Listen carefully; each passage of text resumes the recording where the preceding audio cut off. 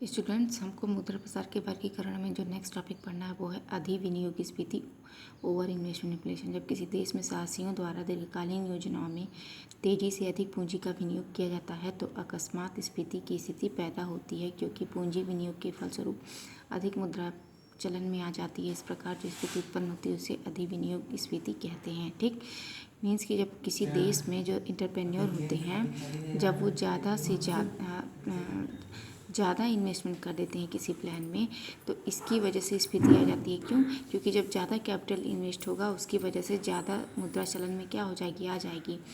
इसकी वजह से जो स्फीति मीन्स इन्फ्लेशन उत्पन्न होता है उसको हम अधिविनियोग स्फीति कहते हैं। नवा यहाँ पे दिया हुआ है खुली स्फीति एवं छिपी स्फीति, ओपन एंड सप्रेस इन्फ्लेशन।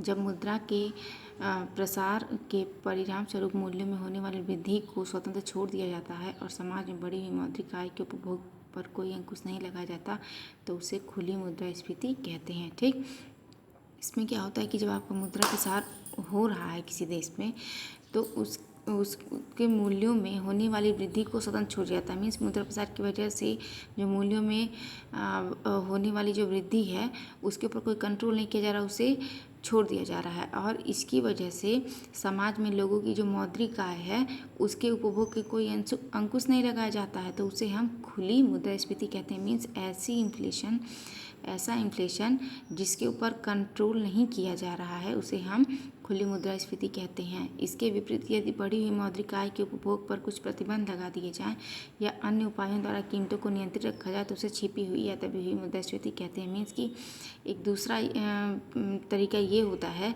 कि जो मुद्रास्फीति के समय में जो मौद्रिक आय जो है लोगों की जब बढ़ जाती है तो उसके उपभोग पे कुछ प्रतिबंध लगा दिया जाता है या जो कीमत है उसको नियंत्रित किया जाता है। इसे छिपी हुई या दबी हुई मुद्रास्फीति कहते हैं।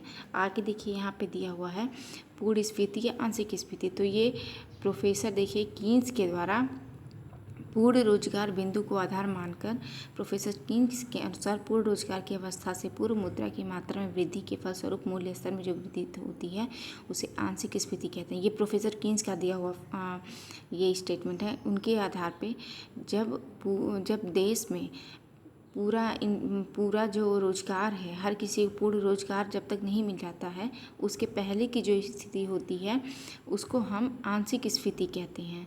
मीन्स कि पूर्ण रोजगार के पहले जो मूल्य स्तर में वृद्धि होती है उसे हम आंशिक स्फीति कहते हैं।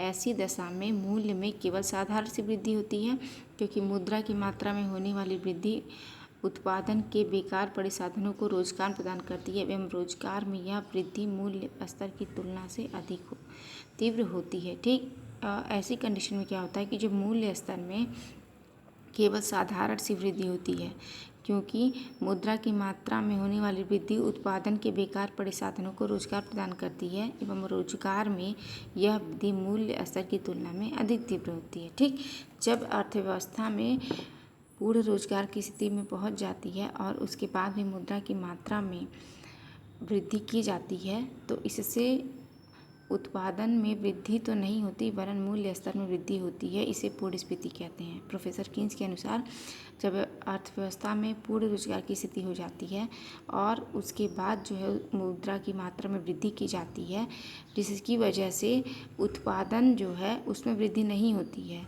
इसकी वजह से मूल्य स्तर जो उसमें वृद्धि हो जाती है, इसे हम पूर्ण स्फीति कहते हैं।